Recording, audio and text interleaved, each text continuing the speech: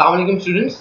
आज हम lecture number 8 food process engineering FDST 2106 में हम extraction of oil from oil seeds and fruits के बारे में हम बात करेंगे। ये हमारा जो लेक्चर है एक्सट्रैक्शन के लेक्चर्स का सेकंड लास्ट लेक्चर होगा। इंशाल्लाह जो नेक्स्ट वीक हमारा जो एक्सट्रैक्शन के बारे में उसमें हम processing of crude oil obtained after extraction of oil from oil seeds, इसकी हम जो प्रोसेसिंग की जाती है उसके बारे में देखेंगे। आज हमने ये देखना है कि आप किस तरीके से सीड्स की प्री प्रोसेसिंग करते हैं, किस तरह सीड्स को तैयार करते हैं कि उसमें से ऑयल एक्सट्रैक्ट किया जा सके, और ऑयल एक्सट्रैक्ट करने के कौन कौन से डिफरेंट मेथड्स हैं जिनको इंडस्ट्री के अंदर यूज किया जाता है। हम जब भी ऑयल एक्सट्रैक्शन की बात करें तो हमारे पास, अगर आप स्क्रीन पर इस वक्त देख रहे होंगे कि आप लोगों को एक फ्लो डायग्राम मैंने शो की हुई है। इस फ्लो डायग्राम में आप देख सकते हैं कि बेसिकली आपके पास जो सीड्स होते हैं, इन सीड्स की सबसे पहले आप क्लीनिंग करेंगे।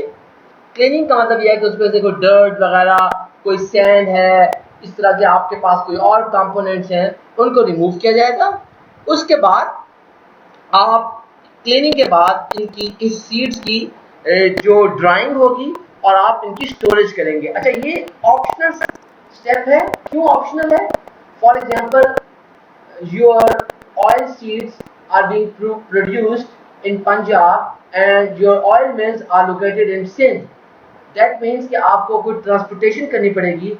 आपको अपने ऑयल सीड्स वहां तक पहुंचाने के लिए उस कोई दरमियान में कुछ टाइम पीरियड है, कुछ डिले है, तो इस वजह से आपको ऑयल सीड्स को प्रॉपर्ली उनको ड्राई करना पड़ेगा, क्योंकि if there is higher moisture content in your oil seeds then your oil seeds will be damaged and the quality of the crude oil will also be damaged. इस वजह से ये एक ऑप्शनल स्टेप है, लेकिन खास तौर पर जब वहां पर आपके ऑयल सीड्स जहां से हासिल किए गए हैं और प्रोसेसिंग के दरमियान में अगर काफी डिले है और आपको स्टोर करना पड़ रहा है, इसका मतलब ये है कि आपको इसकी जो है ड्राइंग और क्लीनिंग स्टोरेज करनी पड़ेगी।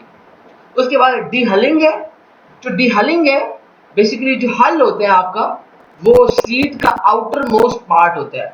तो आउटर मोस्ट जो आपके पास, जैसे मूंगफली है तो मूंगफली के ऊपर जो छिलका होता है वो उसका हल है। सीड के उस हल को जो रिमूव करना है, इसको हम डीहलिंग कहते हैं। इसके बाद आप सीड को कोई उसकी साइज रिडक्शन करते हैं, आप सीड को तोड़ देते हैं, छोटे छोटे टुकड़ों में आप उनको जो है कन्वर्ट कर देते हैं। उसके बाद आप उसकी कोई कंडीशनिंग करते हैं। कंडीशनिंग करने के बाद आप चाहते हैं कि वो सॉफ्ट हो जाए, उसमें से जो है आपका ऑयल इजीली बाहर आ जाए, तो ये जो कंडीशनिंग के कुछ उसमें स्टेप्स किए जाते हैं। उसके बाद फ्लेकिंग है।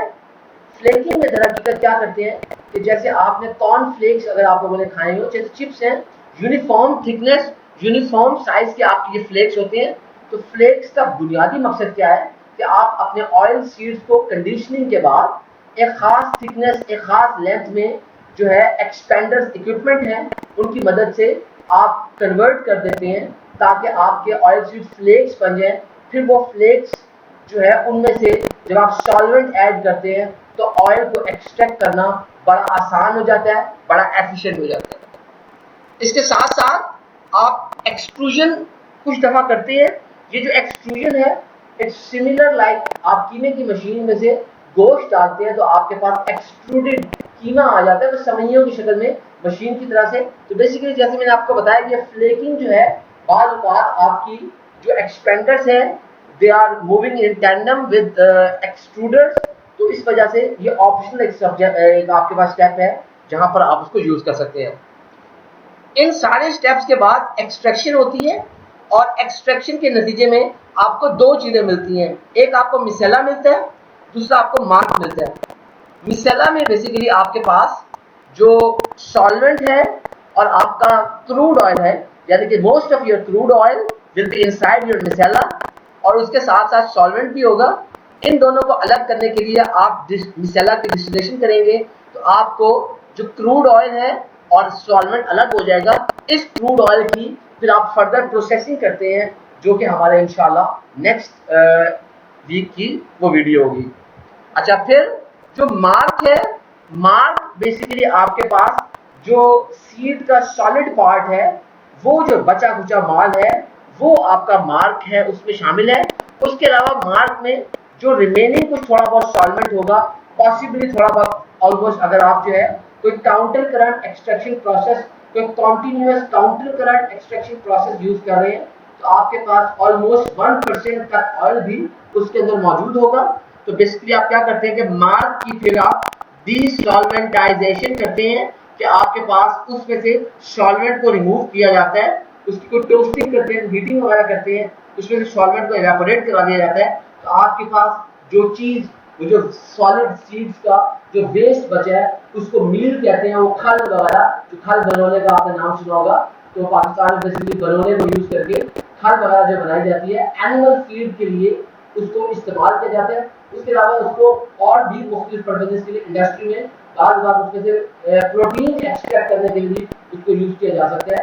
उसके अलावा बार ऑयल मिल्स ट्रेडिशनली उसको जो है, अगर उसके अंदर आपकी जो मील है उसकी क्वालिटी अच्छी नहीं है तो उसको वो एज अ फ्यूल भी उसको ड्राई करके बर्निंग में भी उसको इस्तेमाल करते हैं। जैसे शुगर मिल वाले जो गन्ने का आपके पास बेगास है, जब गन्ने का रस निकल जाता है उसके बाद जो उसका फूस है, घास फूस उसका जो बचता है, उसके अंदर आपके पास वो जो रिफ्यूज है, वो जो उसका वेस्ट मटेरियल है, जो बाकी उसको सुखाने के बाद उस बेगास को बेसिकली बर्न किया जाता है उनकी मिल्स के अंदर, और वहां पर जो है बॉयलर में जलाने के बाद आप उसकी स्टीम वगैरह बनाते हैं।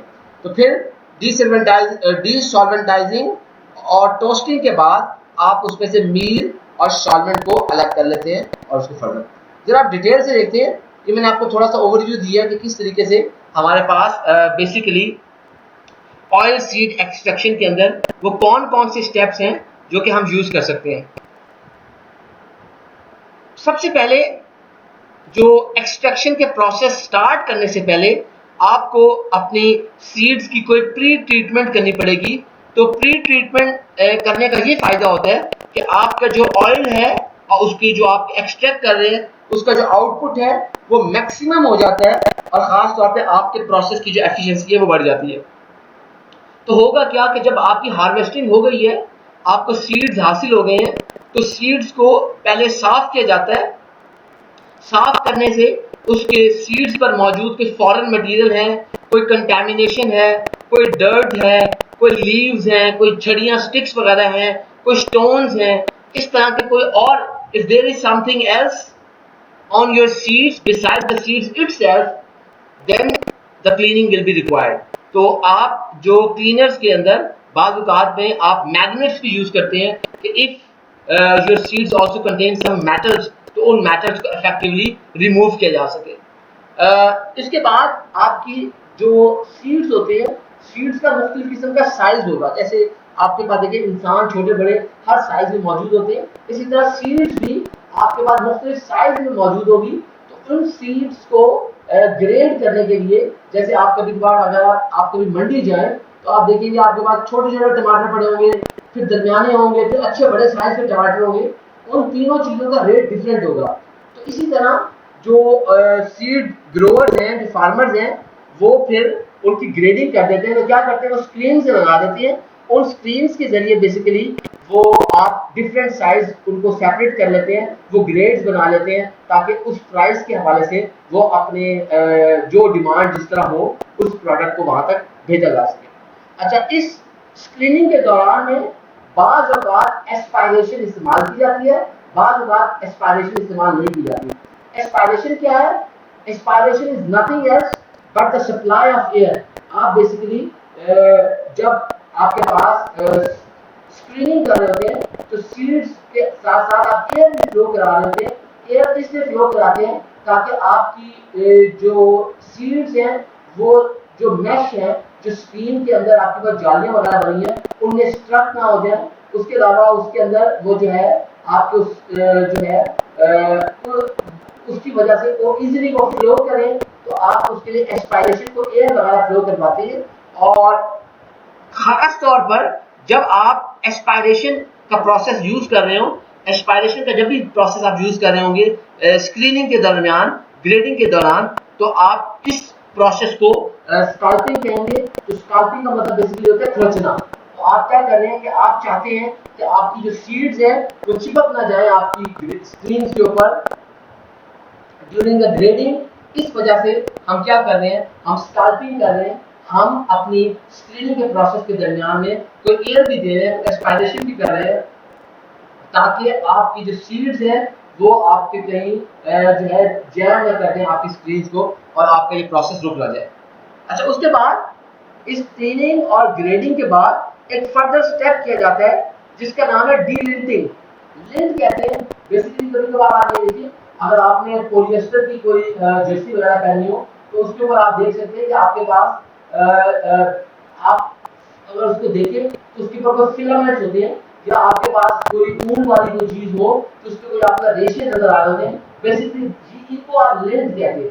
तो क्या होता है, खास तौर पर जो कॉटन सीड होते हैं, कॉटन सीड के ऊपर क्योंकि आपके पास रुई वगैरह होती है, तो रुई के कुछ जो रेशे होते हैं, कुछ लिंट्स होती हैं, वो सीड के ऊपर रह जाती हैं, सीड के सरफेस पे रह जाती है। ये अनवांटेड है, ये अनवांटेड मटेरियल है, इसको भी रिमूव करना चाहिए। इसको खास तौर पर ये आप कॉटन सीड्स वगैरह के लिए, तो इसके लिए जो प्रोसेस यूज किया जाता है, आप डिलिंटिंग जो है वो प्रोसेस यूज करते हैं, और ताकि आप इस जो रिमेनिंग कोई रेशे वगैरह रह गए उनको रिमूव कर लें। तो ये कॉटन शीट्स के लिए सबसे ज्यादा इस्तेमाल किया जाता है ये डिलिंटिंग का प्रोसेस।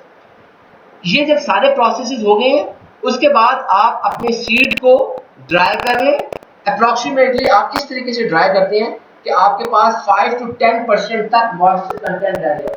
इससे ज्यादा अगर मॉइस्चर कंटेंट इंक्रीज करता है, that means your seed will be degraded, and इसका मतलब ये होगा कि आपका जो ऑयल इस सीड्स में से एक्सट्रैक्ट होगा उसकी क्वालिटी भी खराब हो जाएगी।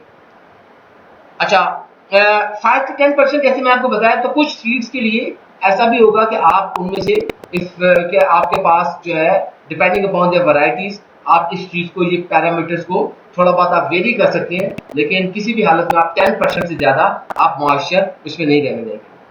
अच्छा, खास तौर पर आपने अगर इन ऑयल सीड्स को लंबे अरसे के लिए स्टोर करना है, तो इसकी स्टोरेज को इफेक्टिव करने के लिए, इसकी डिग्रेडेशन को रोकने के लिए ये बड़ा इंपॉर्टेंट है कि आपके पास कूल और ड्राई कंडीशंस प्रिवेल कर रही हो, यानी कि आपका जो स्टोरेज है उसको बाकायदा कूल होना चाहिए और आपकी जो कंडीशन है वो ड्राई होनी चाहिए, ताकि आपके जो सीड्स हैं उनमें कोई एक्सेसिव मॉइस्चर बिल्डअप ना हो जाए और खास तौर पे कोई हीट की वजह से उसकी कोई फर्दर डिग्रेडेशन ना हो जाए। अच्छा, उसके बाद एक और इम्पॉर्टेंट स्टेप जो है वो डिहलिंग, या उसके लिए हम एक चीज और कहते हैं डिकॉर्टिकेशन जो है आपके पास, वो आप स्टेप्स आप लोगों ने करने हैं। चलो मैं आपको दिखा देता हूँ डिकॉर्टिकेशन से क्या और डिहलिंग बेसिकली क्या है हो सकती है। ये देखिएगा, आपके पास यहाँ पर एक आपको एलिमेंट शो, बादाम शो किया गया है। तो बेसिकली आपके पास क्या है कि बादाम इस तरीके से, उसका आउटर आपके पास एक जो हिस्सा है, आउटर जो उसका छिलका है वो हल है। जो बादाम हमारे पास आता है जिसके पास ये छिलका होता है, ये उसका शेल होता है, और उसके अंदर जो बादाम की गिरी हम लोग जो कंज्यूम करते हैं वो बेसिकली उसका जो है कर्नल होता है उस बादाम के अंदर। इसी तरह आप ये देखिए, अगर ये बादाम की छिलकी हो तो ये आपके पास ये शेल है और ये आपके पास उसके अंदर कर्नल है। ये पाम ऑयल आपको दिखाया गया है। तो बेसिकली पाम ऑयल के अंदर क्या होता है कि आपके पास ये पाम ऑयल फ्रूट है। तो पाम ऑयल फ्रूट के साथ साथ आपके पास उसके अंदर एक पाम ऑयल फ्रूट के अंदर एक एडिबल सीड मौजूद है। इस एडिबल सीड में से भी ऑयल निकाला जाता है। तो पाम फ्रूट में से आप अलग ऑयल निकालते हैं, इस एडिबल सीड में से जो कि पाम फ्रूट के दरमियान में मौजूद है, जिसको हम कर्नल कहते हैं, उसमें से भी अलग आप ऑयल रिमूव करते हैं। तो ये इसका कर्नल होगा। इसी तरह मूंगफली को देखें तो मूंगफली के ऊपर आपके पास जो मूंगफली का छिलका है, ये छिलका बेसिकली आपके पास उस मूंगफली के अंदर ये पीनट का हल है, और ये जो आपका पीनट का दाना है सारे का सारा, बेसिकली इस दाने के ऊपर जो ये सुर्ख रंग का इसको स्किन कहते हैं, और जो व्हाइट अंदर से आपके जो मेन हिस्सा है पीनट का, वो आपका पीनट कर्नल है। तो ये बेसिकली हमारे पास जो सीड्स होते हैं उन सीड्स को इस तरीके से आइडेंटिफाई किया जाता है। अच्छा, आप जरा गौर से देखिएगा कि आपके पास कोई भी जो सीड है उसके अंदर जो आउटर मोस्ट हिस्सा है उसका वो हल है, और हल के साथ साथ आपके पास जो इनर मोस्ट उसका है उसमें जर्म है उसको कहते हैं, और साथ में ये जो आपको व्हाइट हिस्सा है ये स्टार्च है, और स्टार्च के अलावा जो आपको ये येलोइश सब्सटेंस नजर आ रहा है बेसिकली ये स्टार्च और ग्लूटेन है। तो हमारे पास खास तौर पर जब हम सीड्स की बात करते हैं या ग्रेन्स की बात करते हैं, तो उन ग्रेन्स और सीड्स के अंदर हमारे पास जो ग्लूटेन है उसके अंदर उसका मेजर कंपोनेंट होता है, और ये पॉसिबल है। पाकिस्तान में शायद इतनी ज्यादा अवेयरनेस इस हवाले से नहीं है, लेकिन पाकिस्तान से बाहर के ममालिक में इंटरनेशनली आपको जो फूड प्रोडक्ट्स होते हैं उसके मेंशन होता है कि भाई ये इसके अंदर ग्लूटेन फ्री फूड है या ये ग्लूटेन इसमें मिला हुआ है। क्योंकि अगर किसी को ग्लूटेन की जो है उसको एलर्जी हो, इसका मतलब है कि वो अक्सर ऐसे जो आम तरह के हम खाने खा सकते हैं वो नहीं खा सकते। तो मिसाल के तौर पर आपके पास जो ग्लूटेन फ्री ग्रेन्स या सीड्स हैं उनकी कुछ मिसालें मैं आपको बताता हूँ। हेम्प है, चिया है, अमरंथ है, मिलेट है, फ्लैक्स है, किनोआ, ब्राउन राइस और बकव्हीट। ये हमारे पास कुछ मैंने आपको ग्रेन्स और सीड्स की मैंने अभी जो नाम लिए बेसिकली सिर्फ आपको थोड़ी सी इंफॉर्मेशन देने के लिए कि ये बेसिकली वो कंपोनेंट ये आपके पास ऐसे अज्जा हैं कि सीड्स या ग्रेन्स हैं कि जिनके अंदर हमारे पास जो है ग्लूटेन मौजूद नहीं होता। खुदा ना खास्ता किसी को ग्लूटेन की जो है अगर एलर्जी है तो इसका क्या होगा, तो उसको ख्याल रखना चाहिए और उसको फिर ग्लूटेन फ्री जो फूड्स है वो कंज्यूम करने चाहिए। अच्छा, ये जो सारा हिस्सा है आपके पास बेसिकली सीड का, उसको फिर आप एंडोस्पर्म कहते हैं। आई होप कि आप सब लोग ये चीज़ें ऑलरेडी, मुझे यकीन है कि आप लोग ये सारी चीज़ें मुझसे बेहतर तौर पर जानते हैं। अक्सर बच्चों का बायो का बैकग्राउंड है तो आप लोगों को ये पता ही होगा। अच्छा, अब खास तौर पर ये देखिए, ये आपको एक सनफ्लावर सीड्स मैंने दिखाए हैं यहाँ पर। ये आपके सनफ्लावर सीड्स असल सनफ्लावर सीड्स है, और आपके पास जो सनफ्लावर सीड्स के बाद उसका जब हल रिमूव कर लिया है, उसका आउटर मोस्ट उसका वो जो छिलका रिमूव करने के बाद जो उसका सनफ्लावर सीड का जो कर्नल है वो आपको जिसमें से आप ऑयल वगैरह निकालेंगे तो वो ये शो किया हुआ है। इस तरीके से हमारे पास ये बेसिकली आपको समझाने के लिए कि अगर आपने और किसी कोर्स में कर्नल्स और ये हल वगैरह का नहीं पढ़ा ताकि आपको पता हो, तो बेसिकली ऑयल सीड्स के अंदर ये जो हल आउटर मोस्ट उसका जो उसका सरफेस आउटर मोस्ट जो उसका कवर है सीड्स का, उसको जो रिमूव करने का प्रोसेस है उसको हम बेसिकली डिहलिंग कहते हैं, डिकॉर्टिकेशन कहते हैं। और खास तौर पर ये जो स्टेप है, ये स्टेप इसलिए इंपॉर्टेंट है कि आप अपने सीड्स में से ये छिलका आप रिमूव करते हैं ताकि आप उस छिलके को रिमूव करने के बाद सीड में से उस कर्नल को निकाल लें। तो कर्नल का एक दूसरा नाम मीट भी है। देखें, जिस तरह आपके पास हम गोश्त है तो आप पहले जानवर को ज़िबा करने के बाद जानवर का जो है स्किन उसको रिमूव करते हैं, तो आउटर मोस्ट की खाल उतारने के बाद उसका अंदर वाला वो मीट है। इसी तरह हमारे पास इसको सीड का भी आउटर मोस्ट के बाद में छिलका हाल उसका रिमूव कर दिया, तो जो कर्नल है बेसिकली वो उसको मीट के नाम से भी याद किया जाता है। तो हम इसको ताकि आप उस मीट को उस कर्नल को आप हासिल कर लें। इसका सबसे बड़ा फायदा ये होता है कि हमारा जो प्रोसेस है वो प्रोसेस काफी ज्यादा स्मूथ हो जाता है, और आप जब फर्दर प्रोसेसिंग करते हैं उन प्रोसेसिंग में आपको बहुत ज्यादा आसानी हो जाती है।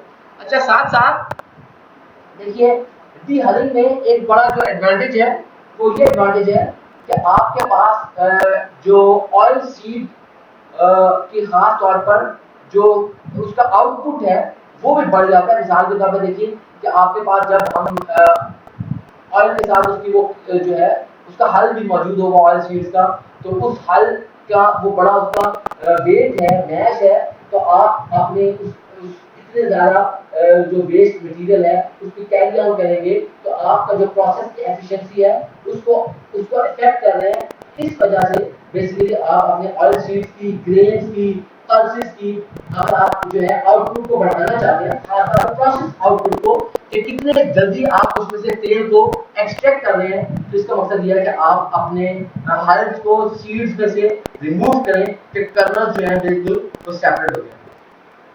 तो याद रखने वाली बात यहाँ पर है, कर्नल का दूसरा नाम मीट भी है, और जो ये हल होता है बेसिकली, ये आपका जो हल है ये प्राइमरीली ये फाइब्रस मटेरियल है, और ये आपको जो है इसको भी बार बार आप जो है एनिमल फीड वगैरह के अंदर कंज्यूम कर लेते हैं। अच्छा जी, अब एक जो बड़ा प्रॉब्लम है वो प्रॉब्लम ये है कि हमारे पास खास तौर पर ये जो डीहलिंग या डिकॉर्टिकेशन का जो स्टेप है, ये स्मॉलर सीड्स के लिए नहीं किया जाता। स्मॉलर सीड्स से क्या मतलब है, मिसाल के तौर पर जाफरान के जो फूल हैं, तो सैफ फ्लावर्स उन्हें कहा जाता है, तो ये जो सैफ फ्लावर्स के लिए आपके पास जो उनके सीड्स होते हैं उनका साइज बहुत छोटा होता है। तो अब तो क्योंकि जाफरान बहुत महंगा है, पुराने ज़माने में जिस तरह हम ये, अगर आप लोग कभी पीले रंग का अगर जर्दा खाएं, तो जर्दे में आप तो देखिए आपके आर्टिफिशियल कलर्स वगैरह मौजूद होते हैं, तो उस वक्त जर्दे के रंग को जो येलोइश कलर देने के लिए जाफरान जो है उसको इस्तेमाल किया जाता था। अगर आप लोगों को कभी ये एक्सपीरियंस हो कि जाफरान की उस जमाने में, पुराने ज़माने में लोग जो है उसको एज अ इंक भी यूज़ किया करते थे। किस तरीके से कि आप जाफरान को जो है पानी के अंदर थोड़ा सा मिक्स करके, वो येलोइश और बड़ा उसका परमानेंट कलर होता था, आप उसको कलम के साथ, अगर आपने किसी ने तख्ती इस्तेमाल की हो, तो तख्ती जब इसको लिखते थे, आप कलम को उसके अंदर स्याही में डुबो कर आप तख्ती लिखते थे, तो आप उसको इंक के तौर पर उसको, तो उस जमाने में लोग अगर कभी किसी को खत वगैरह लिखा करते थे, तो वो फिर जाफरान के पानी से खत वगैरह लिखते थे, तो उसके ऊपर एक गोल्डन येलोइश जो है वो कलर आ जाता था, and which used to look pretty elegant। तो ये जो जाफरान के फूल हैं, इनके बीज बड़े छोटे होते हैं, और इनके इनके लिए जो है खास तौर पर इट इज ऑलमोस्ट इम्पॉसिबल कि अगर आप जो है उसके अंदर या डीहलिंग जो है करना ऑलमोस्ट इम्पॉसिबल, क्योंकि सीड्स बहुत छोटे हैं, तो आप जो है वो हल और खास तौर पर कैरनल को सेपरेट इफेक्टिवली नहीं कर सकते। इनमें ये प्रोसेस नहीं किया, डीहलिंग का प्रोसेस नहीं किया जाता।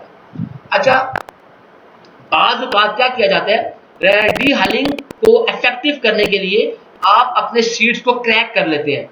तो क्रैक करने के दौरान में क्या होता है कि आपके पास वो जो छिलका है उसको उतारना आसान हो जाता है, और वो डीहलिंग बड़ी फास्ट हो जाती है। अच्छा, आफ्टर डीहलिंग आप क्या करेंगे कि आप अपने सीड्स को बेसिकली किसी साइज रिडक्शन प्रोसेस में से गुजारेंगे। साइज रिडक्शन प्रोसेस आप लोगों को याद है, यूनिट ऑपरेशन में आप लोग यूज किया था, जैसे जॉ क्रशर की, बॉल मिल थी, हमने हैमर बेल्ट वगैरह देखी थी। इस तरह के आप कोई क्रैकिंग, क्रशिंग, ग्राइंडिंग, कोई आप इक्विपमेंट यूज करेंगे, कोई साइज रिडक्शन इक्विपमेंट यूज करेंगे, ताकि आप अपने जो सीड्स हैं उन सीड्स का साइज जो है वो रिड्यूस कर सकें। साइज रिड्यूस करने से क्या होता है, बेसिकली जो सरफेस एरिया होता है वो इंक्रीज कर देता है। ये हमने यूनिट ऑपरेशन में भी बात देखी थी कि जब आप किसी चीज का साइज छोटा करते हैं उसका सरफेस एरिया किस तरह बढ़ता है। इसकी मिसाल आपको याद हो, मैंने आलू के साथ और सेबों के साथ दी थी कि अगर आपके पास आलू, एक बड़ा आलू है, और आप अगर देखें उसके ऊपर से आउटर स्किन है, अगर आप उस आलू को छोटे छोटे टुकड़ों में काट लेते हैं, तो बेसिकली आपने उसका सरफेस एरिया बढ़ा दिया है, अब वो आलू बड़ी जल्दी गल जाएगा। इसी तरह सेबों के केस में भी है, तो सॉलिड मटेरियल्स को जब साइज उसका रिड्यूस किया जाता है, तो उनका ओपन जो सरफेस होता है, surface area which is effective, surface area which can create some reaction, और surface area which can play a major role, वो बढ़ जाता है। तो इस वजह से हम साइज रिडक्शन कर देते हैं। साइज रिडक्शन करने से आपको क्या फायदा होगा कि एक तो सरफेस एरिया बढ़ जाएगा, और जब सरफेस एरिया बढ़ेगा तो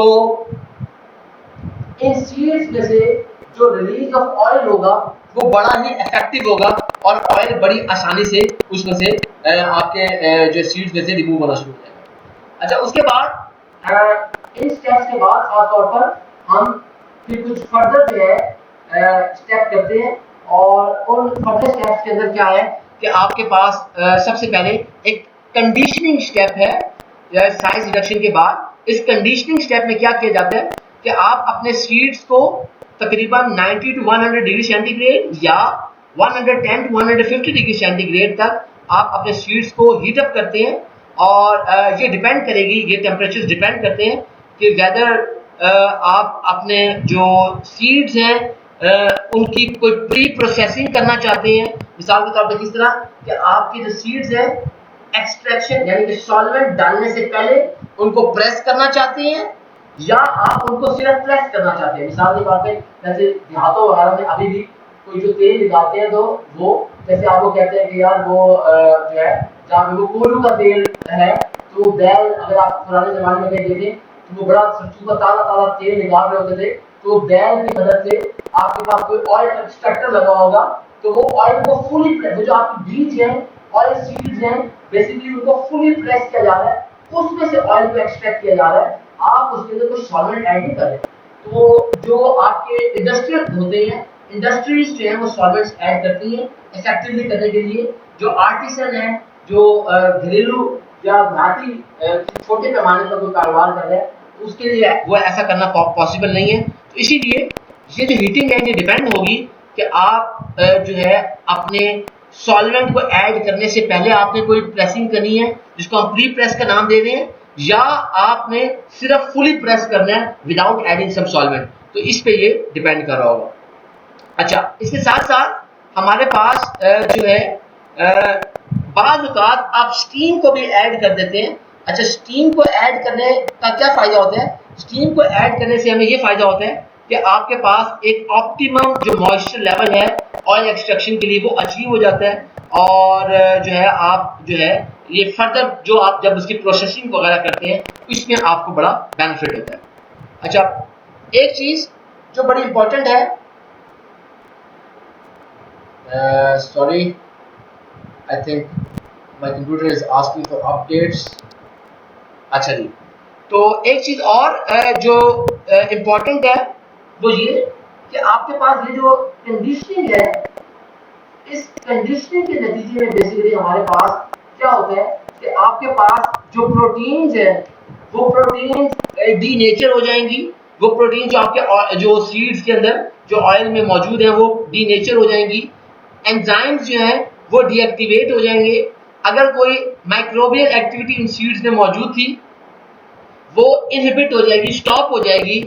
उसके अलावा आपके पास जो ऑयल यील्ड है यानी कि amount of the oil obtain from your oil seeds वो भी जो है काफी इंप्रूव होगा, और जो फर्दर प्रोसेसिंग करनी पड़ती है आपको बाद में, तो वो बाद में फर्दर प्रोसेसिंग भी बड़ी आसान हो जाएगी। अच्छा, इसके अंदर एक चीज बड़ी इंपॉर्टेंट है वो ये कि आपके पास यहाँ पे denature of protein, protein denaturing का हमने जिक्र किया। तो बेसिकली मसला क्या है कि आपके पास जो प्रोटीन अगर अपनी कोई शेप चेंज करती है तो बेसिकली डीनेचरिंग क्या है कि डीनेचरिंग का मतलब ये है कि आपके पास जो प्रोटीन का कोई स्ट्रक्चर है उसकी कोई फॉर्म है वो फॉर्म चेंज हो जाती है, उसकी शेप चेंज हो जाती है। और अगर प्रोटीन अपनी शेप को चेंज करे, उसको लूज कर दे, तो बेसिकली प्रोटीन अपना फंक्शन प्रॉपर्ली जो है वो परफॉर्म नहीं कर सकती।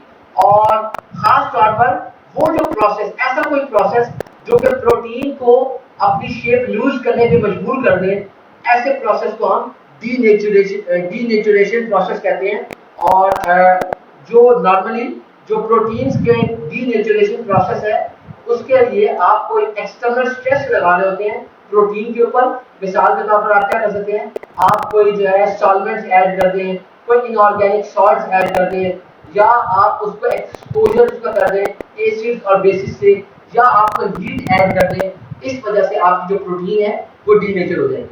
अच्छा, अब जो प्रोटीन की जो डीनेचरेशन होगी उसमें बेसिकली होगा क्या कि आपके पास जो प्रोटीन के कुछ सेकेंडरी और टर्शियरी कुछ स्ट्रक्चर्स हैं वो स्ट्रक्चर्स बेसिकली चेंज हो जाएंगे, और प्रोटीन में जो मौजूद आपके पेप्टाइड बॉन्ड्स हैं प्राइमरी स्ट्रक्चर के, आपके जो बेसिकली वो आपके जो पेप्टाइड बॉन्ड्स होते हैं वो आपके जो है अमाइनो एसिड के दरमियान में वो आपके मौजूद होती है, और वो जो है इंटैक्ट रहते हैं, उनमें कोई चेंज नहीं आती, सिर्फ आपकी सेकेंडरी और टर्शियरी जो स्ट्रक्चर है उनमें जो है वो चेंज आ जाती है। और इस चेंज की वजह से खास तौर पर क्या होता है कि आपके पास जो जो स्ट्रक्चरल है वो फॉर्म उसकी वो जो है चेंज हो जाती है, और स्ट्रक्चरल फॉर्म चेंज होने की वजह से जो प्रोटीन है वो अपना फंक्शन से इतना परफॉर्म नहीं कर पाती, और जो प्रोटीन है आप कहते हैं कि आपने अपने प्रोटीन को डीनेचर कर दिया। तो this was the denaturing of the protein. अच्छा, एक चीज और इसमें कि जो हमारे पास कॉटन सीड है, कॉटन सीड की जब आप कंडीशनिंग करते हैं तो कंडीशनिंग करने से एक खास जो फायदा है, एक गॉसिपोल एक माइल्डली टॉक्सिक पिगमेंट है जो कि आपकी कॉटन सीड में मौजूद होता है। तो ये जो कॉटन सीड के अंदर मौजूद होता है पिगमेंट बेसिकली टॉक्सिक है, इसकी ये डिस्ट्रॉय हो जाता है, और इसका मतलब यह है कि आपके पास ये फर्दर इसका ये एडवांटेज है। इसी वजह से कॉटन सीड जो है ह्यूमन या एनिमल कंजप्शन के लिए सही नहीं है, खास तौर के ऊपर कि आपके पास जो है, क्योंकि ये इसके अंदर ये गॉसिपोल जो ये टॉक्सिन मौजूद है, ये टॉक्सिन जो है एक कॉन्ट्रासेप्शन है खास तौर पर, और it has led to animal infertility, इसने क्रिएट की है, और इस वजह से इसको बड़ा अवॉइड किया जाता है। और आप खास तौर पर कोशिश करते हैं कि आपकी प्रोसेसिंग के दरमियान में आप जो है इसको किसी तरह से आप रिमूव कर लें। तो इसको रिमूव करने के लिए बेसिकली जो कंडीशनिंग की जाती है, और आप कंडीशनिंग जब ऑयल शीट्स की कॉटन शीट्स की करते हैं तो गॉसिपोल इसमें से रिमूव हो जाता है। तो ये आपके पास जो है बड़ा इफेक्टिव स्टेप है। एक फर्दर स्टेप, इन सारे स्टेप्स के बाद फ्लेकिंग का स्टेप है। तो फ्लेकिंग के स्टेप में क्या किया जाता है कि आपके पास, जैसे मैंने आपको शुरू के लेक्चर शुरू में आपको बताया था, कॉर्नफ्लेक्स आप देखते हैं कि उनका कोई एक यूनिफॉर्म उनका साइज होता है, उनका एक जो है फ्लेक्स की अपनी एक डेफिनेट थिकनेस होती है। तो बेसिकली हमारे पास जो फ्लेकिंग है, उस फ्लेकिंग की वजह से बिल्कुल ऐसा ही होता है कि आपके पास जो सीड्स हैं, ऑयल सीड्स हैं, उन ऑयल सीड्स को आप फ्लेक्स में कन्वर्ट कर देते हैं। तो बेसिकली आप फ्लेकिंग के दौरान में आप कर क्या रहे हैं कि आप फ्लेकिंग के दौरान में खास तौर पर आपने जो है अपने सीड्स हैं, उन सीड्स को किसी साइलेंट्रिकल रोलर्स में से पास करना है, और ये रोलर्स इस तरह के दो रोल्स लगे हुए होंगे कि एक रोल क्लॉकवाइज डायरेक्शन में और दूसरा रोल एंटी क्लॉकवाइज डायरेक्शन में मूव कर रहा होगा। जब ये सीड्स आपके इन रोलर्स में से गुजरेंगे, जैसे आप गन्ने की रस वाली मशीन देखें, जब आप गन्ने को उस रस वाली मशीन में डालते हैं तो गन्ना बिल्कुल फ्लैट हो जाता है। इसी तरह ये भी क्या होगा कि आप जब इन ऑयल सीड्स को इन साइलेंट्रिकल रोलर्स में से गुजारेंगे तो आपकी ये जो ऑयल सीड्स हैं बेसिकली ये फ्लैट हो जाएंगे, अप्रॉक्सीमेटली आपके 0.3 से 0.4 mm उनकी थिकनेस हो जाएगी।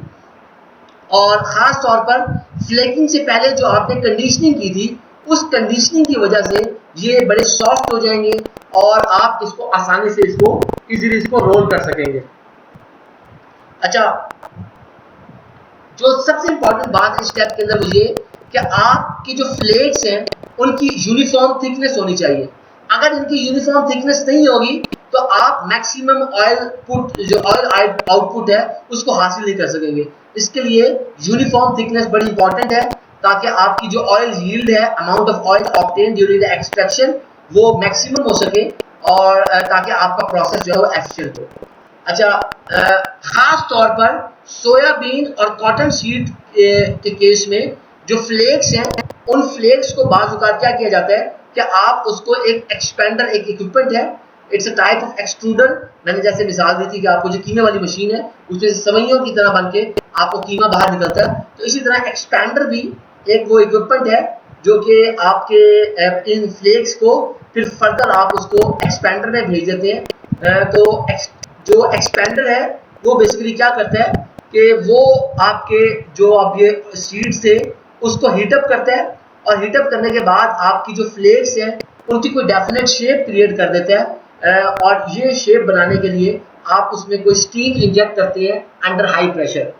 अच्छा, उसके बाद क्या होता है कि आपके पास जो प्रोडक्ट है, आप अपने प्रोडक्ट को एक्सपेंडर से रिलीज करते हैं, और जब वो रिलीज होता है तो वो उसकी एक बड़ी डेंस पोरस एक पैलेट, उसकी एक जिस तरह आपके पास उसका छड़ा जिस तरह आप देखते हैं एक कोई पैलेट की फॉर्म में बेसिकली आपके पास उसको, इसका एक दूसरा नाम कॉलेट भी है। तो आपके पास एक पोरस को दाना सा आपके पास वो की शक्ल में वो आपके पास आएगा। अच्छा, खास तौर पर ये जो आपके पास पोरस दाना पैलेट आपको हासिल होगा, ये अगर एयर के साथ कांटेक्ट करता है तो कांटेक्ट करने की वजह से ये एक्सपैंड हो जाता है, और एक्सपैंड होने से क्या होता है कि आपके जो ऑयल सेल्स हैं इनसाइड योर सीड, और वो रप्चर हो जाती हैं और उनमें से ऑयल जो है वो बाहर आना शुरू हो जाता है। अच्छा, खास तौर पर जब आप एक्सपेंडर यूज करते हैं तो एक्सपेंडर यूज करने से हमारी जो ऑयल की यील्ड है वो बहुत ज़्यादा इम्प्रूव हो जाती है एज कंपेयर टू अगर आप फ्लेक्स में से डायरेक्टली एक्सट्रैक्शन करें। देखिए, अगर आप फ्लेक्स में से डायरेक्टली ऑयल की एक्सट्रैक्शन करते हैं, या आप फ्लेक्स को फिर जो है एक्सपेंडर की मदद से कोई किसी पोरस पैलेट या कोलेट में कन्वर्ट करके फिर आप उसकी एक्सट्रैक्शन करते हैं, तो इसमें बड़ा फर्क है। और ये जो कोलेट या पैलेट बनाकर आप जो एक्सट्रैक्शन करते हैं ये बहुत ज़्यादा इफेक्टिव है। अच्छा जी, इसके साथ साथ खास तौर पर हमारे पास जब जो स्मॉल स्केल इंडस्ट्रीज होती हैं, स्मॉल स्केल जो फैसिलिटीज होती हैं, बेसिकली स्मॉल स्केल जो फैसिलिटीज होती हैं वो क्या करती हैं कि वो आपकी जो सीड्स हैं उन सीड्स को फुली प्रेस करती हैं और फिर उसमें से वो ऑयल को निकालती हैं। अच्छा, ये जो मैंने आपको जो इन्फॉर्मेशन दी थी, बेसिकली ये जो इन्फॉर्मेशन थी हमारे पास, ये इन्फॉर्मेशन खास तौर पर ऑयल सीड्स के बारे में इन्फॉर्मेशन थी। लेकिन जैसे कि आपको पता है कि ऑयल आप सिर्फ सीड्स में से नहीं निकाल रहे, बल्कि आप जो है ऑयल अपना ऑयल फ्रूट्स में से भी रिमूव कर रहे हैं। तो ऑयल फ्रूट्स में से जब रिमूव किया जाता है तो वो उसका जो प्रोसेस है, उसकी जो प्री स्टेप्स हैं, उसके प्री प्रोसेसिंग स्टेप्स हैं, वो थोड़े से मुख्तलिफ हैं। जरा उसके बारे में बात करते हैं, वो क्या स्टेप्स हैं। अच्छा, हमारे पास जो फ्रूट्स होते हैं, यानी कि आपको दरख्तों से जो फ्रूट्स मिलते हैं जिसमें से आप ऑयल एक्सट्रैक्ट कर रहे हैं, बेसिकली फ्रूट्स के अंदर जो मॉइस्चर कंटेंट है वो बहुत ज़्यादा हाई होता है, and due to the high moisture content उसके अंदर जो एंजाइमेटिक एक्टिविटी है वो बड़ी हाई होगी। तो इसका मकसद ये है कि उसकी वजह से कोई एंजाइमेटिक हाइड्रोलिसिस भी हो सकती है, कोई डिग्रेडेशन हो सकती है, वो भी बहुत ज़्यादा होगी। इसी वजह से आपके पास जो फ्रूट होता है उसको, अगर आप पाम ट्रीज से कोई पाम फ्रूट आपको हासिल हो रहा है, वो आप within the hour you must extract the oil from it. अगर ऑलिव्स हैं तो ऑलिव्स को within the days you must extract the oil. फिर खास तौर पर जब आपके पास पाम फ्रूट्स आप यूज कर रहे हो तो पाम फ्रूट्स की हैंडलिंग बड़ी इंपॉर्टेंट है, बड़ी सेफ उसकी हैंडलिंग की जाए, ताकि पाम फ्रूट्स के अंदर जो कैरनल्स मौजूद हैं, उन कैरनल, मैंने आपको शुरू में तस्वीर भी दिखाई थी, वो कैरनल जो है कहीं डैमेज ना हो जाए, क्योंकि ये जो कैरनल्स हैं, kernels are inside the palm fruits, these are the edible seeds, और इनको फिर अलग से ऑयल एक्सट्रैक्शन के लिए यूज किया जाता है। अगर कैरनल्स जो है वो जो है खराब हो जाए तो उसकी वजह से आपकी ऑयल आउटपुट जो है वो कम हो जाएगी और आपका जो प्रोसेस है वो प्रॉफिटेबल नहीं रहेगा। अच्छा, इसीलिए जो हमारे पास पाम फ्रूट्स हैं, पाम फ्रूट्स को आप जो है उनको जैसे ही आप लोग हार्वेस्टिंग कर लेते हैं, यानी कि आप फसलों से जब आप पाम फ्रूट्स वगैरह को रिमूव कर लेते हैं, तो रिमूव करने के बाद उनकी स्टरलाइजेशन बड़ी इंपॉर्टेंट है। और स्टरलाइजेशन करने के लिए नॉर्मली हम स्टीम यूज करते हैं approximately at 120 degree C pressure. अच्छा, जो पाम ऑयल की स्टरलाइजेशन है, बेसिकली उसके लिए आप जो स्टेप यूज करते हैं उसमें आपके पास जो पाम ऑयल मिल्स हैं उनमें आप कहते हैं कि आपके पास एक पाम फ्रूट स्टरलाइजेशन स्टेशन मौजूद होगा, और ये आपके मिल का मेजर कंपोनेंट होगा। इसमें क्या होता है कि आपके पास जो टेम्परेचर है, बेसिकली आप नॉर्मली 145 डिग्री सी टेम्परेचर तक आप यूज कर सकते हैं। 145 डिग्री सी तक टेम्परेचर यूज कर सकते हैं। ऑलमोस्ट तकरीबन आप 1.5 से 2 घंटे के दौरान के लिए वो आप उसको हीटअप करते हैं। तो आप क्या करते हैं कि जो आपकी पाम बंचेज हैं, पूरे फ्रूट की जो बंच है, गुच्छा है पूरे का पूरा, वो कुक हो जाए प्रॉपर्ली। उसके बाद आपका जो पाम फ्रूट है वो पाम जो आपके गुच्छे से इजीली सेपरेट हो जाता है और वो बड़ा सॉफ्ट हो जाता है। उसके बाद क्योंकि आप हीटअप कर रहे हैं, उसके तो ऑलरेडी मॉइस्चर मौजूद है, उसकी वजह से पाम फ्रूट की ह्यूमिडिटी इंक्रीज कर जाती है और आपकी इस वजह से जो क्रूड पाम ऑयल है उसको रिमूव करना फ्रूट से बड़ा आसान हो जाता है। और फिर जब आपका पाम फ्रूट सॉफ्ट है, उसकी ह्यूमिडिटी हाई है, उसमें से जो कर्नल है उसको रिमूव करना भी बड़ा आसान हो जाता है और आप बगैर किसी एंजाइमेटिक डिकम्पोजिशन के आप जो है उसके अंदर से जो है आप बड़ी आसानी से अपने कर्नल को, जो आपका ऑयल, जो पाम ऑयल कर्नल है, उसको इजीली आप रिमूव कर सकते हैं। और ख़ास तौर पर इसकी वजह से हमारे एक और जो फ़ायदा होता है वो फ़ायदा ये होता है कि आपके पास जो है we also avoid elevated levels of free fatty acids, उनसे भी आपकी जान छूट जाती है और ये बड़ा प्रोसेस हम इफेक्टिवली इसको हम कर लेते हैं। अच्छा जी, ये जो स्टरलाइजेशन का स्टेप है, ये स्टरलाइजेशन का स्टेप फिर फर्दर जो आपकी लाइपेजेस हैं उनको इनएक्टिवेट कर देता है और उसके अलावा अगर कोई बैक्टीरियल एक्टिविटी फ्रूट में मौजूद थी उसको भी स्टॉप कर देता है। इसके साथ साथ ये जो स्टरलाइजेशन का स्टेप है ये कर्नल्स की प्री कंडीशनिंग भी कर लेता है और ये फिर आपको बाद में अलग से कर्नल्स की प्री कंडीशनिंग नहीं करनी पड़ती। खास तौर पर जब आप स्टरलाइजेशन का स्टेप कर लेते हैं उसके बाद आप मैकेनिकली गुच्छों से जो है फ्रूट्स को रिमूव कर लेते हैं। उसके बाद आप जो है उन फ्रूट्स को फिर आप जो है हीट करते हैं किसी डाइजेस्टर में और उसको एजिटेशन मिक्सिंग करते हैं। उसके बाद आप क्या करते हैं कि आपके पास जो है जो आपका फ्रूट है और कर्नल है उसको आप सेपरेट कर देते हैं। ये तरीक़ेकार हमारे पाम फ्रूट्स के अंदर शामिल है। अच्छा, जो ऑलिव्स होती है बेसिकली ऑलिव्स को क्या किया जाता है कि आप ऑलिव्स को जो हार्वेस्टिंग के बाद आप उसको धोते हैं, धोने के बाद आप उनको क्रश करते हैं ताकि आपको कोई पेस्ट सी मिल जाए। पेस्ट बनने के बाद आप उनको मिक्स करते हैं और मिक्स करने से आप जो है अलाउ कर देते हैं कोई थोड़ी बहुत कोई कोलेसेंस हो जाए। कोलेसेंस बेसिकली क्या है कि when two things merge to form one larger mass, this is called coalescence. तो आप कोलेसेंस अलाउ कर देते हैं कि आपके पास जो है कोई कोलेसेंस हो जाए, कोई लार्जर आपके पास कोई मैस आपके पास आ जाए। जो कोकोनट है, कोकोनट्स को क्या किया जाता है बेसिकली कि कोकोनट्स का जो आउटर मोस्ट शेल है उसको रिमूव किया जाता है। तो जो आपके पास उसकी स्किन है उसको रिमूव किया गया, क्रैक किया, क्रैक करने के बाद आप जो है उसकी फर्दर प्रेसिंग से पहले आप कोकोनट को ड्राई करते हैं because if you don't dry it coconut also contain very high amount of humidity. इसका मतलब है कि आप ऑयल की क्वालिटी को खराब कर रहे हैं, इसीलिए उनको पहले ड्राई करना पड़ेगा ताकि उसमें से मॉइस्चर रिमूव हो जाए और आप कोकोनट में से ऑयल को रिमूव करें। अच्छा जी, अब हम जिस स्टेप की तरफ आए हैं उसमें हमने अब ये देखना है कि आपके पास जो एक्सट्रैक्शन है, बेसिकली एक्सट्रैक्शन हमारे ऑयल्स जो आपकी सीड्स हैं या फ्रूट्स हैं उसमें से एक्सट्रैक्शन किस तरह की जाती है।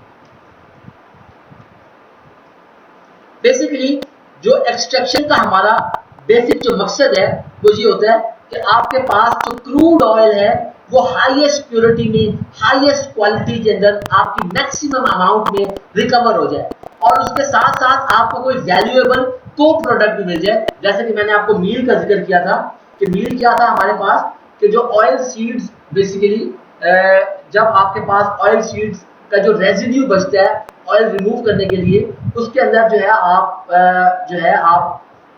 उसके अंदर थोड़ा बहुत ऑयल वगैरह मौजूद होता है तो उसको हम ऑयल सीड मील कहते हैं। और वो जो ऑयल सीड मील है एंड खल बनोला वगैरह की हम बात कर रहे थे उसको फिर जो है एनिमल फीड के लिए यूज किया जाता है। तो वो वैल्यूएबल को प्रोडक्ट है आपका, वो वैल्यूएबल बाय प्रोडक्ट है। तो उसको हासिल करने के लिए हमारे पास ये बेसिकली हमारा एक्सट्रैक्शन का मकसद था। अच्छा, फिर ये जो को प्रोडक्ट है जिनकी मैंने अभी आपको बात की मील्स की, ये भी सॉलिड्स पर मुश्तमिल होते हैं और नॉर्मली ये प्रोटीन रिच होते हैं और इनमें थोड़ा बहुत आपका रेसिडुअल ऑयल भी मौजूद होगा। इनको फिर आप पीस कर किसी मील में या आप उसका आटा बना लेंगे, आप उसको फिर जो है मुख्तलिफ किस्म की एप्लीकेशन है जैसे मैंने आपको बताया कि एनिमल फीड है या कोई इंडस्ट्रियल प्रोडक्ट्स हैं उसमें इस्तेमाल कर सकते हैं। और शुरू में आज लेक्चर में मैंने आपको बताया था कि बाज़ औक़ात इस को प्रोडक्ट को आप जो है एनर्जी सोर्स के लिए भी यूज करते हैं, मिसाल के तौर पर क्या इसको जलाने वगैरह के लिए भी इस्तेमाल करते हैं। अच्छा, हमारे पास जो ऑयल एक्सट्रैक्शन के लिए बेसिकली 3 किस्म के प्रोसेसेस हैं। उसमें आपके पास mechanical pressing, pre press solvent extraction और डायरेक्ट सॉल्वेंट एक्सट्रैक्शन। बेसिकली क्या है मैकेनिकल प्रेसिंग में?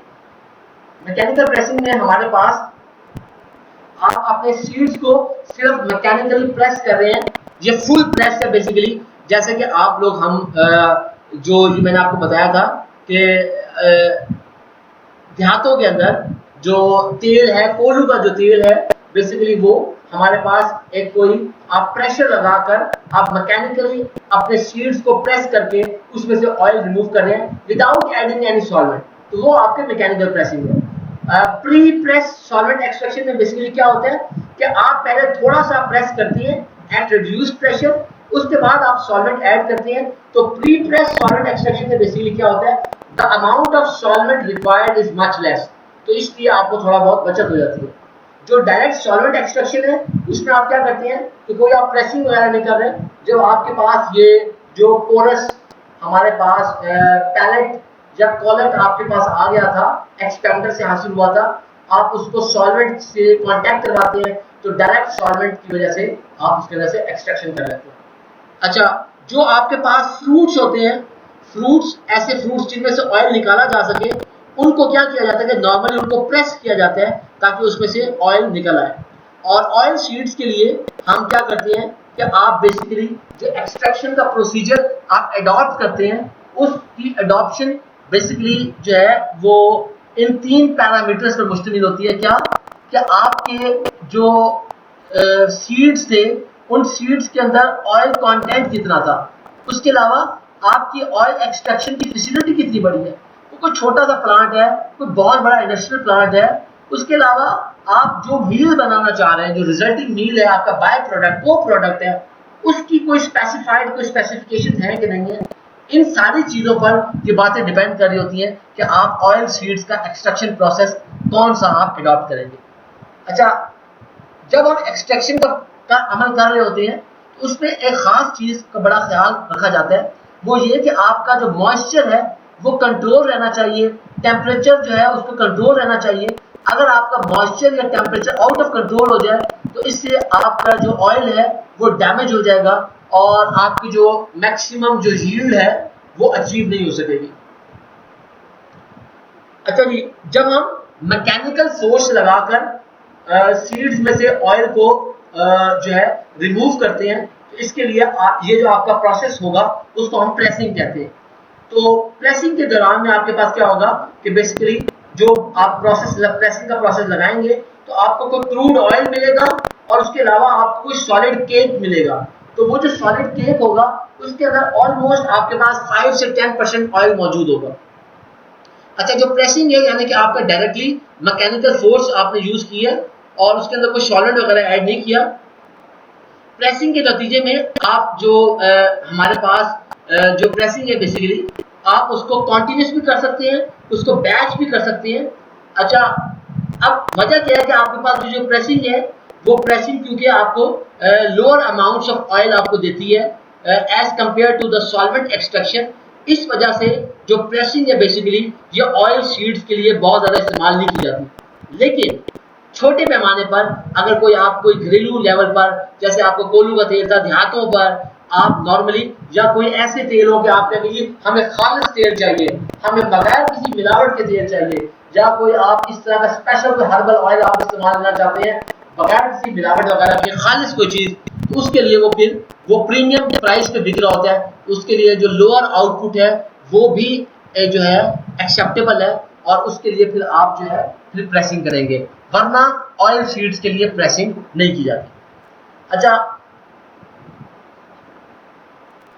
हाइड्रोलिक बैच प्रेसेस हैं, उनको नॉर्मली हम यूज करते हैं कि फ्रूट्स और सीड्स को जो है उसमें से ऑयल निकालने के लिए। और उस वक्त जो हाइड्रोलिक जो बैच होती हैं, जो प्रेसेस होती हैं, बेसिकली वो नॉर्मली एक ही किस्म के सीड्स या फ्रूट्स जो हैं उनको एट अ टाइम जो है, मिसाल के तौर पर आपका एक डेफिनेट अमाउंट ऑफ जो ग्रुप है ऑफ फ्रूट या सीड्स, उनको वो जो है प्रोसेस करेगा। लेकिन आपके पास अब कोई ऐसे लेटेस्ट मॉडल्स आ चुके हैं जो बेसिकली आपके काफी सारे बैचेस को दिन में आपके जो है, यानी कि वो प्रोसेस काफी फास्ट हो गया है, आपके आउटपुट जो है वो काफी ज्यादा इंक्रीज हो गई है।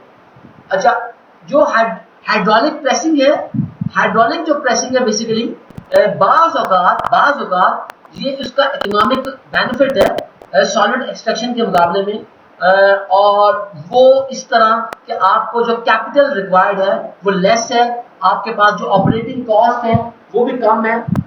और ऑलिव ऑयल के केस में जब आप ऑलिव ऑयल हासिल करना चाह रहे हो तो नॉर्मली आप जो पेस्ट आप ऑलिव ऑयल के फ्रूट को जब प्रेस करते हैं जो पेस्ट मिलती है, तो इस पेस्ट को बेसिकली आप जब हाइड्रोलिक प्रेसिंग के जरिए जो पेस्ट बनी है उसको आप कोई सेंट्रीफ्यूजेशन या फिल्ट्रेशन करके आप उसको जो है उसमें से ऑलिव ऑयल को रिमूव करते हैं।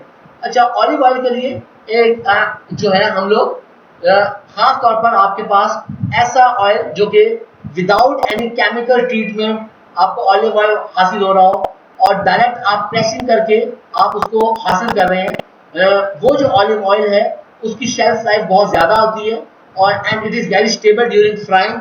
इस ऐसे ऑलिव ऑयल को आप वर्जिन ऑलिव ऑयल कहते हैं। और ये जो वर्जिन ऑलिव ऑयल है इसकी मार्केट जो वैल्यू है वो आपके नॉर्मल ऑलिव ऑयल से काफ़ी ज़्यादा होती है, because there are no chemicals added, because there is no heat treatment. तो इस वजह से इसको जो है काफ़ी ज़्यादा प्रेफर किया जाता है। अच्छा, इसके साथ साथ हमारे पास कॉन्टिन्यूअस कुछ स्क्रू प्रेसेस भी मौजूद हैं जिनको एक्सपेलर्स भी कहा जाता है। बेसिकली इस तरह का एक ऑयल एक्सपेलर हमारी लैब में भी मौजूद है। तो मुझे उम्मीद है कि आपको जो आपके लैब कोर्स इंस्ट्रक्टर हैं वो आपको वीडियो भी दिखाएंगे किस तरीके से आपके पास जो कॉन्टिन्यूअस स्क्रू प्रेसर है, हमारे पास एक एक्सपेलर है, तो बेसिकली वो एक उसके साथ एक मोटर लगी होती है और उस हमारे पास जो मौजूद है उसमें जो उसका हॉरिजॉन्टल स्क्रू है वो वाटर जैकेटेड नहीं है। वाटर जैकेटेड का क्या मतलब है कि आपके स्क्रू के इर्द गिर्द उस स्क्रू को कूल करने के लिए आपने एक वाटर की जैकेट बनाई दी है कि जिससे कूल वाटर जो है वो फ्लो करता रहता है। हमारे पास ये वाटर जैकेट वाला सिस्टम मौजूद नहीं है। हमारे पास जो सिस्टम मौजूद है उसके अंदर बेसिकली आपके पास एक नॉर्मल जो है मोटर लगाकर आप ऑयल एक्सपेलर को चला रहे हैं और उसके बाद जो है उसके अंदर एक हॉरिजॉन्टल स्क्रू है और वो स्क्रू जो है फिर प्रेस करके और जो सीड्स है उनमें से ऑयल को रिमूव कर रहा है। अच्छा, जो वाटर जैकेटेड हॉरिजॉन्टल स्क्रू होती हैं उसके अंदर बेसिकली क्या होता है कि आपके पास जब आपके जो स्क्रू है वो मूव करता है हॉरिजॉन्टली, वो रोटेट कर रहा होता है, उसकी वजह से सीड में से ऑयल को रिमूव किया जाता है। अच्छा, अब कॉन्टिन्यूसली क्योंकि वो रिमूव कर रहा है, मूव कर रहा है और मूव करने की वजह से कोई फ्रिक्शन पैदा होगी और अब जो फ्रिक्शन होगी उसकी वजह से आपके पास बेसिकली कोई हीट जनरेट होगी।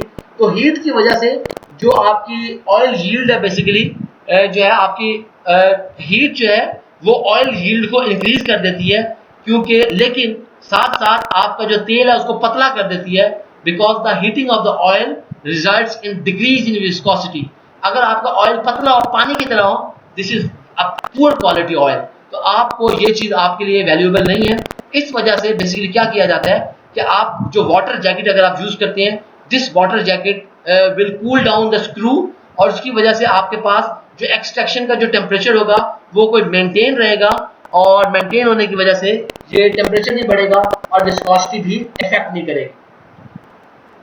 अच्छा, हमारे पास जो एक्सपेलर के जरिए आप जब ऑयल को हासिल करना चाहते हैं तो ये खास तौर पर जो फैटी फ्रूट्स हैं, मिसाल के तौर पर पाम फ्रूट है, एवोकेडो है, या आपके पास ऐसे सीड्स कि जिनका ऑयल कंटेंट अगर काफी ज्यादा हाई हो तो उसको इस्तेमाल करने के लिए आप इनको यूज करते हैं। मिसाल के तौर पर जैसे हम कॉटन सीड या सोयाबीन है जिनको आपने पहले प्री फ्लैकिंग कर ली हो, तो इनको भी फिर आप जो है इस तरह के एक्सपेलर्स के अंदर यूज कर सकते हैं। अच्छा, जब हम पाम फ्रूट्स को इन प्रेसेस के अंदर, इन एक्सपेलर्स के अंदर यूज करते हैं, तो इसके लिए खास तौर पर ख्याल रखा जाए कि आपके जो ऑयल पाम फ्रूट के अंदर जो एडिबल पाम सीड है, पाम फ्रूट का जो सीड है जिसको हम कैरनल कह रहे हैं, वो जो कैरनल है बेसिकली उसकी जो क्रशिंग है वो मिनिमम होनी चाहिए, क्योंकि अगर उसकी क्रशिंग होगी तो क्रशिंग होने से क्या होगा कि जो पाम फ्रूट से जो ऑयल आ रहा होगा और जो कैरमल की क्रश होने की वजह से जो ऑयल आया होगा वो मिक्स हो जाएगा, and this mixing is not good. इसकी वजह से आपकी जो आपको एक लो क्वालिटी का ऑयल मिलेगा, तो ये हमारे लिए एफिशिएंट नहीं है।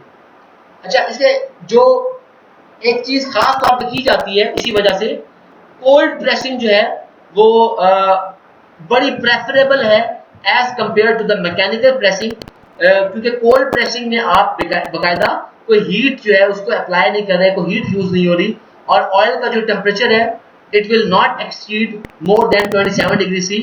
तो खास तौर पर जो कोल्ड अगर प्रेसिंग कर रहे हैं आप, कोल्ड प्रेसिंग के नतीजे में आपके जो ऑयल के अंदर जो न्यूट्रिएंट्स हैं वो रिटेन रहेंगे, कोई अगर उसके अंदर फ्लेवर कंपाउंड्स हैं वो जो फ्लेवर कंपाउंड्स हैं वो भी उसके अंदर मेंटेन रहेंगे, तो ऑयल की जो न्यूट्रिशनल वैल्यू है, मार्केट वैल्यू है, वो देर तक उसके अंदर मौजूद रहेगी। अच्छा, हमारे पास खास तौर पर जो जो ऑयल्स जिनको आप कोल्ड प्रेस के जरिए आप हासिल करते हैं, उनमें हमारे पास ऑलिव ऑयल है, फ्लैक्स सीड ऑयल है, एवोकेडो ऑयल है, तो जो इनको सबसे ज्यादा आप कोल्ड प्रेसिंग के जरिए हासिल करते हैं। जो कोल्ड प्रेस आपके ऑयल्स होते हैं बेसिकली इनको जो है आप सिंपली इनको फिल्टर कर लेते हैं, इनको रिफाइनिंग करने की कोई जरूरत नहीं होती। इसी वजह से ये जो कोल्ड प्रेस ऑयल होते हैं ये काफी ज्यादा महंगे होते हैं, और आपको जो कस्टमर होता है वो लेने वाला इनको बड़ा पसंद करता है, हाँ भाई ये नेचुरल है, कुदरती ऑयल है, इनके दरमियान में किसी किस्म का केमिकल या कोई हीट का इस्तेमाल वगैरह नहीं हुआ।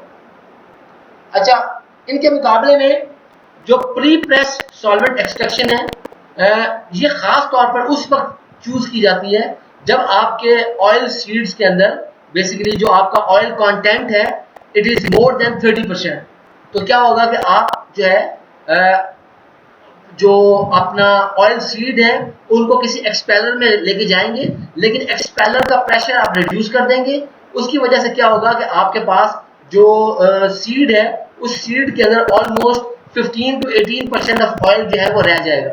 उसके बाद आप जो है कोई सॉल्वेंट एक्सट्रैक्शन करेंगे, आप उसके अंदर सॉल्वेंट ऐड करेंगे, तो इसकी वजह से आपके पास, क्योंकि आपने ऑलरेडी कुछ तेल, let's say 30% oil was there, 12% oil आपने जो है उसको प्रेस करके निकाल लिया है, और बाकी 18% जो ऑयल है अब आप उसको सॉल्वेंट के जरिए निकाल रहे हैं, तो आपको अब लेस अमाउंट ऑफ सॉल्वेंट चाहिए होगा। इसका मतलब है आपने जो है अपने कैपिटल कॉस्ट को रिमूव कर लिया है। क्यों? क्योंकि आपको स्मॉल अमाउंट ऑफ इक्विपमेंट चाहिए, उसके साथ साथ आपकी जो है ऑपरेटिंग कॉस्ट भी कम हो जाएगी, आपका खर्चा भी कम हो जाएगा। अच्छा, बाज़ औक़ात एक चीज और की जाती है कि अगर आपके पास सीड्स के अंदर हाई ऑयल कंटेंट हो तो उसकी वजह से आपको ये फायदा होता है कि आपके पास कोई, अगर आपने ये जो प्री प्रेस का स्टेप था इसको आप जो है बायपास कर सकते हैं, ये करने की जरूरत नहीं है आपको, बल्कि आप क्या करेंगे, आप अपने सीड को एक्सपेंडर से आप जब गुजार लेंगे तो एक्सपेंडर से गुजारने के बाद जो है वो अब आपके पास एक पोरस जो है आपको पैलेट या कोलेट आपको मिलेगा, जिसको डायरेक्टली आप सॉल्वेंट के साथ कांटेक्ट करवाएंगे और उसको आपको फिर प्री प्रेसिंग करने की आपको कोई जरूरत नहीं है। इनके मुकाबले में जो एक और इम्पॉर्टेंट प्रोसेस है वो है डायरेक्ट सॉल्वेंट एक्सट्रैक्शन। ये जो डायरेक्ट सॉल्वेंट एक्सट्रैक्शन है आज की ऑयल जो इंडस्ट्री है उसके अंदर सबसे ज्यादा इस्तेमाल किया जाता है, क्योंकि ये ऑयल रिकवरी इसके अंदर सबसे ज्यादा मैक्सिमम है। ये जो प्रोसेस है ये सबसे ज्यादा एफिशिएंट है, और इस प्रोसेस के जरिए आपके पास ऑलमोस्ट सिर्फ 1% तक का जो ऑयल है वो आपके मील में रह जाता है, बाकी सारे का सारा ऑयल जो है आप उसको रिमूव कर लेते हैं। अच्छा, जो डायरेक्ट सॉल्वेंट एक्सट्रैक्शन है बेसिकली इसके दो तरीके के मेथड हैं। एक मेथड तो ये है कि आप अपने जो ऑयल सीड्स होते हैं उन ऑयल सीड्स को आप सॉल्वेंट के अंदर डाल देते हैं, उनको इमर्स कर देते हैं, उनको डाल देते हैं, या उसके अलावा आप क्या करते हैं, पर्कुलेशन करते हैं। पर्कुलेशन क्या है? This is the trickling. आप अपने सीड्स में से उसके ऊपर से ऑयल डालते हैं जो कि आपके सीड्स में से बेसिकली वो फिल्टर होते हैं, सीड्स में से ट्रिकल थ्रू होते हैं, जिसकी वजह से आपकी पर्कुलेशन हो रही है। तो ये दो तरीके कार हो सकते हैं, या आप अपने सीड्स को सॉल्वेंट के अंदर डुबो देंगे, या आप उसको जो आपका सॉल्वेंट है उसकी सॉल्वेंट जो है बेसिकली वो फिल्टर हो के वो ट्रिकल हो के आपके सीड्स में से गुजर रहा होगा। अच्छा, जो सॉल्वेंट एक्सट्रैक्शन है, डायरेक्ट सॉल्वेंट एक्सट्रैक्शन की बात कर रहे हैं। जो डायरेक्ट सॉल्वेंट एक्सट्रैक्शन है बेसिकली आप इसको बैच प्रोसेस के तौर पर, सेमी कॉन्टिन्यूस के तौर पर या कॉन्टिन्यूस प्रोसेस के तौर पर आप इसको कर सकते हैं। अगर सॉल्वेंट एक्सट्रैक्शन हमारी बैच प्रोसेस हो तो इसमें आपके पास क्या होगा कि नॉर्मली आपके पास एक लार्ज एक्सट्रैक्शन टैंक होगा जो कि एक बैच को एक ही टाइम में हैंडल कर रहा होगा। जो सेमी कॉन्टिन्यूस प्रोसेस होता है वो बेसिकली आपके पास क्या है कि उसके अंदर मल्टीपल बैच एक्सट्रैक्टर्स मौजूद होंगे जिनके अंदर आप उनको आपने सीरीज में कनेक्ट किया होगा और उसके बाद जो है जो कॉन्टिन्यूस प्रोसेस है उसके अंदर बेसिकली आपके पास क्या हो रहा होगा कि जो आपकी फ्लेक्स हैं वो एक्सट्रैक्टर में से कॉन्टिन्यूसली मूव कर रही होंगी, तो ये आपके पास कॉन्टिन्यूस प्रोसेस है। हमारे पास बेसिकली एक्सट्रैक्टर के बहुत सारे डिजाइन मौजूद हैं। ये जितने भी डिजाइन हैं ये डिजाइन बेसिकली इस तरीके पे बेस किए जाते हैं कि आपके पास जो सॉलिड है वो सॉलिड्स किस तरह की हैं, आपके पास जो सॉलिड्स की बेड है यानी कि सॉलिड्स आपके उस टैंक में कितनी गहराई तक मौजूद है, उसके अलावा आपका जो फ्लो का डायरेक्शन है वो क्या होगी। मिसाल के तौर पर आपके जो फ्लेक्स हैं या आपका जो सॉल्वेंट है वो किस डायरेक्शन में फ्लो कर रहा है, आया कोई हॉरिजॉन्टल है, कोई वर्टिकल है, कोई रोटरी फ्लो है। इन चीजों के ऊपर जो एक्सट्रैक्टर है उनके डिजाइन जो है वो डिपेंड करते हैं। इसके साथ साथ हमारे पास एक और बड़ी जो चीज इंपॉर्टेंट है वो ये है कि जैसे मैंने आपको लास्ट टाइम बताया था लास्ट लेक्चर में कि काउंटर करंट जो फ्लो है, काउंटर करंट फ्लो को बड़ा प्रेफर किया जाता है because the counter current flow will result in the use of minimum amount of solvent. तो आपको काउंटर करंट फ्लो के अंदर जो सॉल्वेंट की मिकदार है वो कम से कम चाहिए। उसमें क्या होगा कि आपके फ्लेक्स एक डायरेक्शन से फ्लो कर रहे होंगे और जो सॉल्वेंट है आपका बेसिकली अपोजिट डायरेक्शन से फ्लो कर रहा होगा। इसमें होगा क्या कि बेसिकली जब आपके जो फ्लेक्स जो एक्सट्रैक्टर में जब वो एंटर होंगे तो वो बेसिकली सबसे जो पुराने वाला सॉल्वेंट है जो आपका उसके साथ वो कांटेक्ट करेंगे और जो फ्रेश सॉल्वेंट होता है बेसिकली वो उसके साथ उस वक्त कांटेक्ट करता है कि जब आपका एक्सट्रैक्शन का प्रोसेस है ऑलमोस्ट कंप्लीट हो जाता है। इस वजह से आपका जो सॉल्वेंट है वो कम से कम इस्तेमाल होता है। आप अपने प्रोसेस की जो कॉस्ट है, ऑपरेटिंग कॉस्ट है, उसको रिड्यूस कर लेते हैं। जो कॉन्टिन्यूस प्रोसेस है मैंने ऑलरेडी बताया आपको, ये मोस्ट वाइडली इंडस्ट्री के अंदर यूज किए जाते हैं, लेकिन जो बैच प्रोसेसेस हैं उनको भी बाज़ औक़ात कोई अगर कोई स्पेशल किस्म के ऑयल्स हैं उनके लिए यूज किया जाता है। जो सॉल्वेंट यूज किया जाता है हमारा ऑयल एक्सट्रैक्शन के लिए वो नॉर्मली आपका हेक्सेन है और या उसके अलावा वो जो है आपके पास उसके अंदर कोई नॉर्मल हेक्सेन या उसके कोई आइसोमर्स मिक्स्ड हुए होते हैं। लेकिन ये जो आपका हेक्सेन है इसकी हाई फ्लेमेबिलिटी और हाई टॉक्सिसिटी है, इस वजह से हेक्सेन का जो यूज है ये इतना ज़्यादा पसंद नहीं किया जाता। कुछ और एक्सट्रैक्शन के ऑल्टरनेट मेथड जो हैं उनके बारे में रिसर्च की गई है, कुछ और मुख्तलिफ किस्म के सॉल्वेंट्स यूज करके, मसलन आइसोहेक्सेन, एसीटोन, अल्कोहल वगैरह इस्तेमाल करके या सुपर क्रिटिकल कार्बन डाइऑक्साइड। उसके अलावा एक्वस एंजाइमेटिक कोई प्रोसेसेस हैं यानी कि आपने एंजाइम्स की एक्टिविटी करके एक्वस सॉल्यूशन के अंदर आपने वो भी प्रोसेसेस जो है उनके बारे में रिसर्च की है, वो प्रोसेस भी यूज करने की कोशिश की गई है। इन सारे प्रोसेसेस को खासतौर पर जो एंजाइमेटिक एक्वस एंजाइमेटिक प्रोसेसेस हैं इनके एनवायरमेंटल बेनिफिट्स बहुत ज़्यादा हैं, लेकिन इनकी जो हाई कॉस्ट जो है, जो कैपिटल कॉस्ट बहुत ज़्यादा हाई है, ऑपरेटिंग कॉस्ट बहुत ज़्यादा हाई है, ये प्रोसेस कंट्रोल करना बड़ा मुश्किल है। इस वजह से कमर्शियल स्केल पर इनकी जो एप्लीकेबिलिटी है वो बड़ी लिमिटेड है। शायद फ्यूचर में हमारे पास एंजाइम असिस्टेड हमारे पास कोई एक्सट्रैक्शन प्रोसेस जो है वो कमर्शियली जो है वो फिजिबल हो जाए, लेकिन जब तक अगर ऐसा नहीं होता तब तक जो हेक्सेन है उसी को ही इकोनॉमिकली जो है यूज किया जाएगा। अच्छा, जो हमारे पास सॉल्वेंट एक्सट्रैक्शन होती है तो सॉल्वेंट एक्सट्रैक्शन के जरिए बेसिकली आपको शुरू में आज मैंने लेक्चर में दिखाया था कि आपके पास दो किस्म के प्रोडक्ट्स आते हैं, मिसेला और मार्क। जो मिसेला है उसके अंदर आपके पास सॉल्वेंट और क्रूड ऑयल जो है वो मिला होगा और आप इनको सॉल्वेंट और क्रूड ऑयल को फिर आप डिस्टिलेशन के जरिए आप सेपरेट करवाते हैं, फर्दर इनकी कोई जो है प्रोसेसिंग करते हैं। जो मार्क है उस मार्क में बेसिकली आपके पास जो है सॉलिड्स मौजूद होंगे, उसके अलावा सॉलिड्स के साथ साथ थोड़ा बहुत रेजिडुअल ऑयल मौजूद होगा, उसके अलावा उसके अंदर थोड़ा बहुत सॉल्वेंट मौजूद होगा। इसको फिर आप खास तौर पर एक डीसॉल्वेंटाइजर टोस्टर में भेज देते हैं। बेसिकली कोई हीटर है जिसके अंदर उसको हीटअप किया जाता है, सॉल्वेंट को इवेपोरेट कर दिया जाता है और आपके पास जो बाकी सॉलिड्स जिसके अंदर रेजिडुअल ऑयल मौजूद होता है उसको एज अ मील फिर आप उसको यूज करवाते हैं। जो आपके सॉलिड्स ये रिमूव होते हैं इनको फिर आप जो है ड्राई कर लेते हैं एट हाई टेम्परेचर, उनको फिर आप कूल करते हैं और कूल करने के बाद आप उससे एनिमल के लिए मील बना लेते हैं। और आप जो सॉल्वेंट है आपको जो मिसेला और मार्क से आपने जो रिकवर किया है उसके अंदर फ्रेश सॉल्वेंट ऐड करके आप ये एक्सट्रैक्शन का जो प्रोसेस है इसको कॉन्टिन्यूसली चलाते रहते हैं। So this was how the oil is extracted from oil seeds और फ्रूट्स। तो आज के लेक्चर में हमने देखा किस तरह से मुख्तलिफ किस्म के प्री प्रोसेसिंग स्टेप्स हैं आपके ऑयल एक्सट्रैक्शन से पहले, फिर ऑयल एक्सट्रैक्शन की डिफरेंट टाइप्स देखी, फिर हमने देखा कि ऑयल एक्सट्रैक्शन के अंदर किन किन बातों का ख्याल रखा जाता है।